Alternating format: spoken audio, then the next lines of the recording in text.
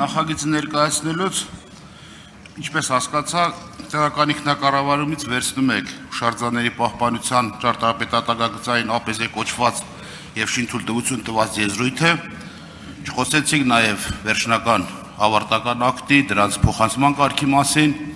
եւ ինչպես եք պատկերացնում ԿԳՄՍ նախարարությունը պետք է ճարտարապետատագագծային առաջադրանք առանց տեղական ինքնակառավարման մարմինների հետ համագործակցելու։ Նախկինում եւս եղել է այդ գործառույթը կարգավորված եղել Ադուք պահպանողների հետ կապված պարտադիր լիազոր մարմին այդ թվում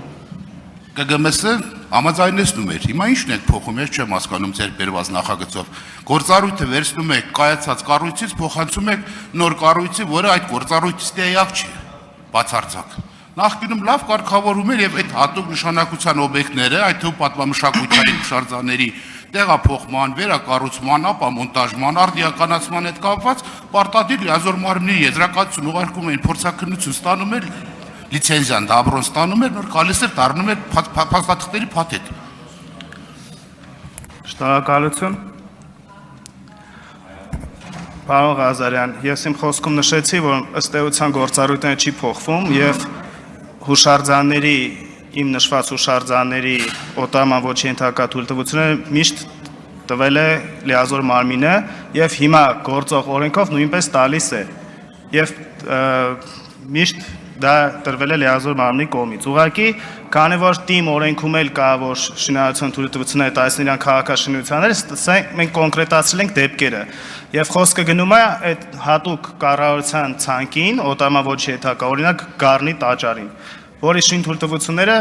հիմա ավելի հստակ գրված է, որ տալիս ենք մենք, քանի որ իր մասնագիտական ներուժը ավելի շատ լիազոր մարմնում է, քան տեղական ինքնակառավարման մարմիններում եւ